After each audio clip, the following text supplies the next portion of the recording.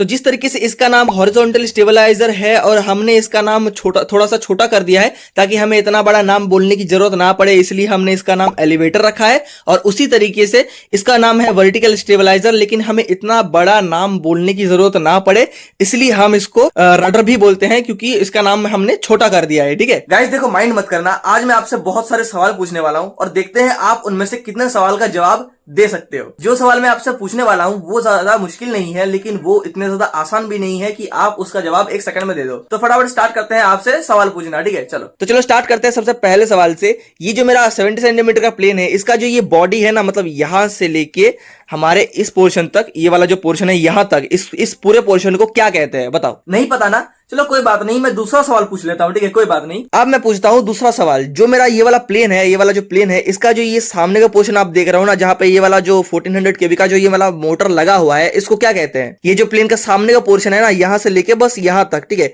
बस इतने से पार्ट को क्या कहते हैं बताओ। ये भी नहीं पता ना, चलो कोई बात नहीं, मैं तीसरा सवाल पूछ लेता हूँ। कोई बात नहीं। मेरा जो ये वाला प्लेन आप देख रहे हो ना, इसका जो ये लास्ट पार्ट है, इसको क्या कहते हैं, जिसके ऊपर हमारा ये वाला पार्ट और ये वाला पार्ट लगा हुआ है। सिर्फ और सिर्फ इसकी बात कर रहा हूं। ठीक है, इस लास्ट पार्ट को क्या कहते हैं बताओ। इस सवाल का जवाब भी नहीं आता, कोई बात नहीं। ठीक है, कोई प्रॉब्लम की बात नहीं है, मैं चौथा सवाल पूछ लेता हूं। कोई बात नहीं। ये वाला जो मेरा प्लेन है, इसका जो ये वाला पार्ट आप देख रहे हो ना, इसको क्या कहते हैं बताओ। इसका नाम तो बहुत लोगों को आता ही होगा। ठीक है, इसको क्या कहते हैं बताओ। ये भी नहीं आता, इतना आसान सा सवाल तो पूछा है यार। कोई बात नहीं, मैं 5वां सवाल पूछ लेता हूँ। कोई बात नहीं। ये वाला जो प्लेन आप देख रहे हो, इसका जो ये वाला पार्ट आप देख रहे हो ना, ये वाला पार्ट, इसको क्या कहते हैं बताओ। इसका नाम तो बहुत लोगों को पता होगा, बताओ। इस सवाल का जवाब भी नहीं आता, कोई बात नहीं भाई, मैं छठा सवाल पूछ लेता हूँ। ठीक है, कोई बात नहीं, चलो छठा सवाल पूछ लेते हैं। इस प्लेन को उड़ने में मदद करती है एक प्लेन का ये वाला पार्ट। ठीक है, इसका नाम तो पता ही होगा बहुत लोगों को। ठीक है, इसको क्या कहते हैं बताओ। इसका नाम बताओ, इस चीज का क्या नाम है बताओ। इस चीज के बारे में भी नहीं पता, कोई बात नहीं भाई, मैं 7वां सवाल पूछ लेता हूँ। ठीक है, कोई बात नहीं, 7वां सवाल पूछ लेते हैं। इस प्लेन को जो चीज उड़ने में मदद करती है वो है ये वाला चीज, और इस वाले पार्ट में जो चीज मूव करती है ना, ये जो चीज मूव कर रही है ना, ये लेफ्ट और ऊपर, मतलब ऊपर नीचे हो रही है ना, ये जो चीज ऊपर नीचे हो रही है, इसको क्या कहते हैं बताओ। मैंने अभी तक आप लोगों से टोटल 7 सवाल पूछ लिए। ठीक है, और जो सवाल मैंने आपसे पूछा है उनमें से कितने सवाल का जवाब आपको अच्छी तरीके से आता है। आप में से बहुत लोग ऐसे होंगे जिनको सभी सवालों का जवाब आता होगा। आप में से बहुत लोग ऐसे भी होंगे जिनको 3 से 4 सवालों का जवाब ही आता होगा, और आप में से बहुत लोग ऐसे भी होंगे जिनको किसी भी सवाल का जवाब नहीं आता होगा। तो इस चीज से आपको क्या सीखने को मिलता है, यही चीज कि एक आरसी प्लेन के कौन से पार्ट को क्या कहते हैं, इन चीजों के बारे में आपको पता होना चाहिए। जैसे कि अगर मैं आपसे अभी पूछूंगा कि इस पार्ट को क्या कहते हैं, तो आप फट से बोल दोगे कि मोटर कहते हैं। इसको क्या कहते हैं पूछूंगा तो आप बोल दोगे कि इसको सर्वो मोटर कहते हैं। इसका पूछूंगा तो आप बोल दोगे इसको लाइपो बैटरी कहते हैं। तो आपको इन इलेक्ट्रॉनिक्स के बारे में कैसे पता, क्योंकि आपको इन इलेक्ट्रॉनिक्स का नाम पता है, इसलिए तो आप इन इलेक्ट्रॉनिक्स का नाम जो है वो ले पा रहे हो, है ना। और उसी तरीके से जब एक आरसी प्लेन को बनाया जाता है ना, तो उसका भी हर एक पार्ट का अपना एक नाम होता है। अगर आपको ये नहीं पता कि एक आरसी प्लेन के कौन से पार्ट को क्या कहते हैं, तो अभी ज्यादा प्रॉब्लम नहीं है। लेकिन प्रॉब्लम कब क्रिएट होगा जानते हो, जब मैं आपको सिखाऊंगा कि किस तरीके से प्लेन को फ्लाई करना है। ठीक है, किस तरीके से लेफ्ट राइट करना है, जब मैं आपको अच्छी तरीके से सिखाने जाऊंगा ना, तब जो है प्रॉब्लम क्रिएट होगी, क्योंकि तब आपको पता नहीं होगा कि एक प्लेन के कौन से पार्ट को क्या कहते हैं। जैसे कि मैं अगर आपको बोलूंगा कि एक आरसी प्लेन को ऊपर लेके जाने के लिए एक प्लेन के इस पार्ट को कंट्रोल करना होगा, उस टाइम पे अगर आपको उस आरसी प्लेन के पार्ट के बारे में नहीं पता कि किस पार्ट को क्या कहते हैं, कौन से पार्ट को क्या कहते हैं, आपको अगर नहीं पता ना, तो उस टाइम पे आप कंफ्यूज हो जाओगे। मैं एक चीज का नाम लूंगा और आप कोई किसी और ही चीज का नाम समझ बैठोगे। मैं एक चीज का नाम लूंगा और आप समझ नहीं पाओगे कि मैं किस चीज की बात कर रहा हूँ। तो ये प्रॉब्लम ना हो, इसीलिए एक आरसी प्लेन के कौन से पार्ट को क्या कहते हैं ये जानना बहुत ज्यादा जरूरी होता है। बस इसीलिए मैं आज आपको सिखाने वाला हूँ कि एक आरसी प्लेन के कौन से पार्ट को क्या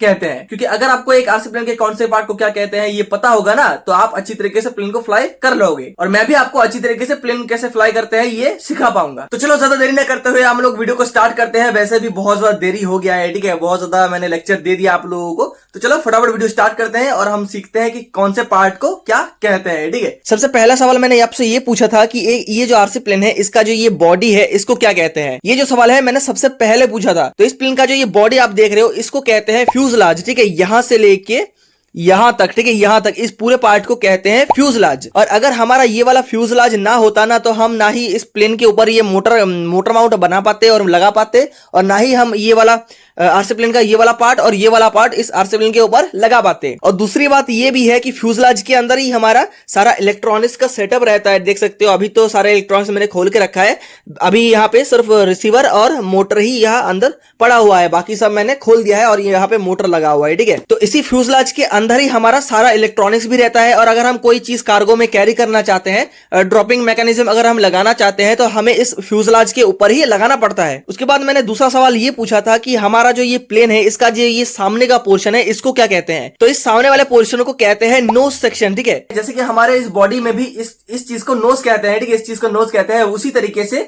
एक आरसी प्लेन का जो ये वाला सामने का पार्ट होता है, इसको नोज कहा जाता है। ठीक है, और ज्यादातर जो सिंगल मोटर प्लेन्स बनाए जाते हैं ना, जो मोटर है वो नोज में ही लगाया जाता है। तो अब बात करते हैं तीसरे सवाल का, जो मैंने आप लोगों से पूछा था। ठीक है, तीसरा सवाल मैंने ये पूछा था कि ये जो लास्ट वाला सेक्शन है, जिसके ऊपर हमारा जो ये वाला पार्ट और ये वाला पार्ट लगा हुआ है, इसको क्या कहते हैं? बहुत लोगों को इस वाले पार्ट का नाम जो है वो नहीं पता। इसको कहते हैं टेल सेक्शन। ठीक है, इसको कहते हैं टेल सेक्शन। और टेल सेक्शन के ऊपर ही हमारा ये वाला पार्ट और ये वाला पार्ट दोनों लगाए जाते हैं। ठीक है, तो आइंदा अगर आपसे किसी ने पूछा कि जो ये वाला पार्ट और ये वाला पार्ट कहां पे लगाया जाता है, तो आप दिल खोल के बोल देना टेल सेक्शन के ऊपर आपका ये वाला पार्ट और ये वाला पार्ट लगाया जाता है। ठीक है, तो अब आ जाते हैं हम अपने चौथे सवाल पे। चौथा सवाल मैंने आपसे ये पूछा था कि अपने प्लेन का ये वाला जो पार्ट है, इसको क्या कहते हैं? तो ये जो चीज आप देख रहे हो, इसको कहते हैं हॉरिजॉन्टल स्टेबलाइजर। ठीक है, इसको कहते हैं हॉरिजॉन्टल स्टेबलाइजर। जी हाँ गाइस, इसको हॉरिजॉन्टल स्टेबलाइजर कहते हैं। इस पार्ट को एलिवेटर नहीं कहते।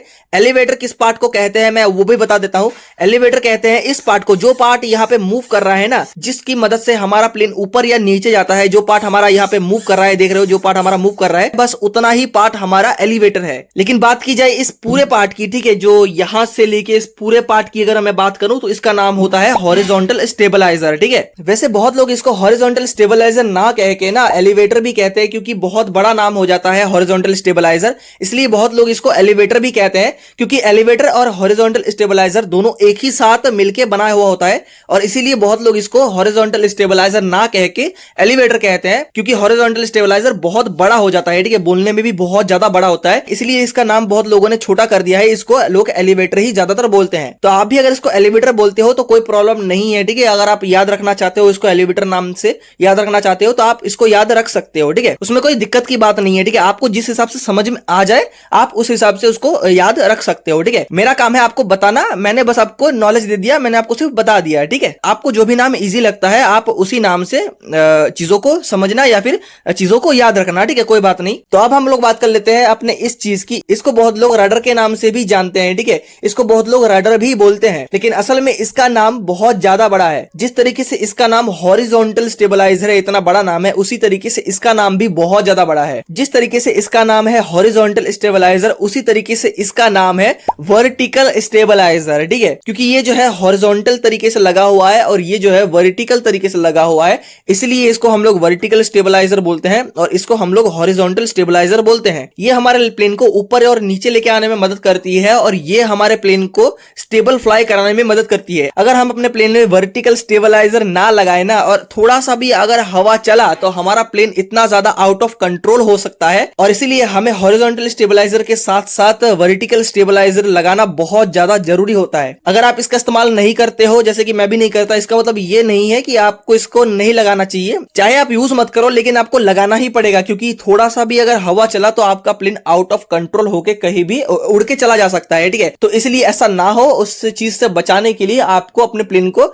स्टेबल फ्लाई कराने के लिए हॉरिजॉन्टल स्टेबलाइजर वर्टिकल स्टेबलाइजर लगाना ही चाहिए। और कुछ लोग इसको रडर भी बोलते हैं, मैंने बोला कि कुछ लोग इसको रडर भी बोलते हैं। तो इसमें भी एक चीज ना मूव करता है, जैसे कि हमारे इस हॉरिजॉन्टल स्टेबलाइजर में ये वाला पार्ट मूव करता है ना, उसी तरीके से हमारा ये वाला जो वर्टिकल स्टेबलाइजर है, इसमें भी ये जो लाइन देख रहे हो ना, ये जो लाइन देख रहे हो, इस लाइन के ये वाला इस साइड, ठीक है, इस साइड का जो पार्ट है, ये हिस्सा हमारा मूव करता है। ठीक है, लेफ्ट राइट साइड मूव करता है, और जो हिस्सा हमारा इसमें मूव करता है उसको हम लोग रडर बोलते हैं। ठीक है, तो जिस तरीके से इसका नाम हॉरिजॉन्टल स्टेबलाइजर है और हमने इसका नाम थोड़ा सा छोटा कर दिया है, ताकि हमें इतना बड़ा नाम बोलने की जरूरत ना पड़े, इसलिए हमने इसका नाम एलिवेटर रखा है। और उसी तरीके से इसका नाम है वर्टिकल स्टेबलाइजर, लेकिन हमें इतना बड़ा नाम बोलने की जरूरत ना पड़े, इसलिए हम इसको रडर भी बोलते हैं, क्योंकि इसका नाम हमने छोटा कर दिया है। ठीक है, तो अगर आपको हॉरिजॉन्टल स्टेबलाइजर और वर्टिकल स्टेबलाइजर बोलने में या फिर याद रखने में थोड़ी सी प्रॉब्लम हो रही है ना, तो आप एलिवेटर और रडर नाम से भी इन दोनों को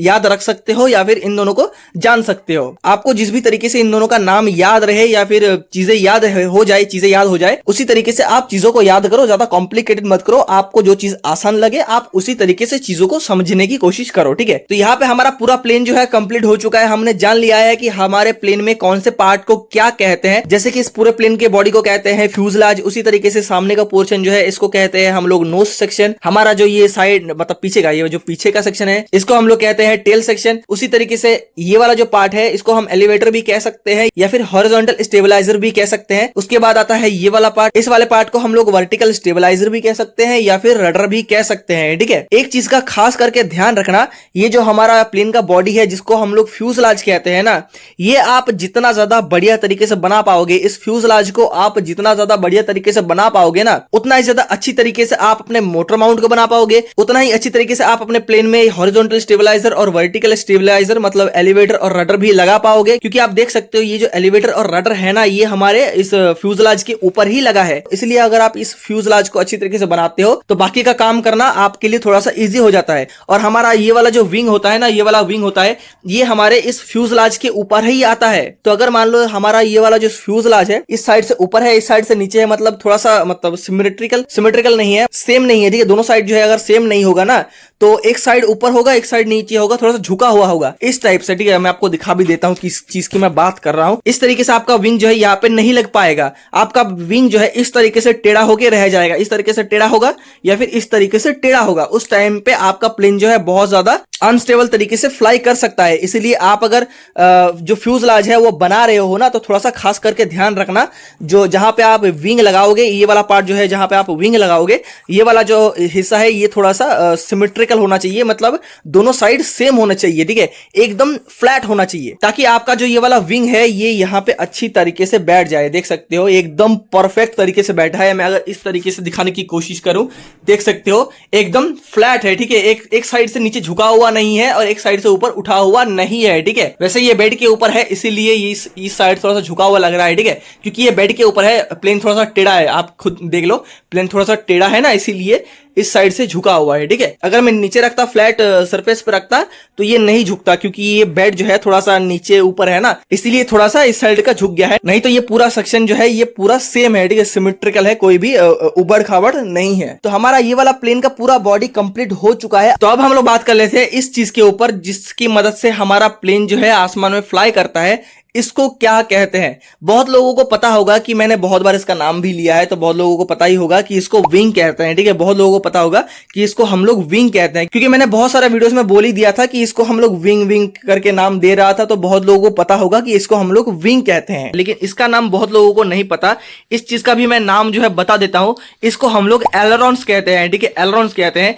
इसी की मदद से हमारा प्लेन जो है लेफ्ट या फिर राइट साइड ना झुकता है। अगर हम इस पार्ट को नीचे कर देते हैं ना, तो हमारा प्लेन इस साइड से ऊपर उठ जाएगा, मतलब राइट साइड से, मतलब उस साइड से जो है प्लेन झुक जाएगा और इस साइड से ऊपर उठ जाएगा। अगर ये नीचे होगा तो, जिसकी मदद से हमारा प्लेन राइट साइड झुक जाएगा और हमारा प्लेन राइट साइड चला जाएगा। और उसी तरीके से अगर ये वाला पार्ट जो है, ये वाला पार्ट इस तरीके से ऊपर होगा और ये वाला पार्ट इस तरीके से है, इस तरीके से नीचे होगा। ठीक है, ये वाला पार्ट नीचे और ये वाला पार्ट अगर ऊपर होगा, इसका मतलब हमारा प्लेन इस साइड से नीचे झुक जाएगा और उस साइड से ऊपर उठेगा। इसका मतलब हमारा प्लेन जो है लेफ्ट साइड पे झुक जाएगा और लेफ्ट साइड पे झुकने की वजह से हमारा प्लेन जो है वो लेफ्ट चला जाएगा। तो फाइनली मैंने इसका नाम भी आप लोगों को बता दिया है। इसका नाम है विंग, और जो पार्ट इसमें मूव करता है, जो कि ये वाला पार्ट है, जो पार्ट इसमें मूव करता है, इसको कहते हैं एलरॉन्स। इस वाले पार्ट को भी एलरॉन्स कहते हैं और उस वाले पार्ट को भी एलरॉन्स ही कहते हैं। ठीक है, ये दोनों मिलके एक साथ काम करते हैं, तब जाके हमारा प्लेन राइट या फिर लेफ्ट झुकता है। ठीक है, तो आई होप गाइस एक आरसी प्लेन के कौन से पार्ट को क्या कहते हैं आपको अच्छी तरीके से नाम याद हो गए होंगे। जब मैं आपको आरसी प्लेन फ्लाई करना सिखाऊंगा ना, तब मैं आपको ये बताऊंगा कि आपको प्लेन को ऊपर लेके जाने के लिए एक प्लेन के कौन से पार्ट को कंट्रोल करना होगा। उस टाइम पे अगर एक आरसी प्लेन के हर एक पार्ट को क्या कहते हैं ये आपको पता होगा ना, तो आप अच्छी तरीके से प्लेन को कंट्रोल कर पाओगे। और जब मैं आपको बताऊंगा, चीजें समझाने की कोशिश करूंगा, तब आप एक चांस में समझ जाओगे। ठीक है, एक सेकंड में चीजों को समझ जाओगे। आपको ज्यादा समझने में प्रॉब्लम नहीं होगी और मेरे को समझाने में भी ज्यादा प्रॉब्लम नहीं होगी। तो अगर आप आरसी प्लेन के कौन से पार्ट को क्या कहते हैं ये समझ लेते हो ना, तो दोनों का फायदा है, आपको समझ में आ जाएगा और मुझे समझाने में थोड़ा सा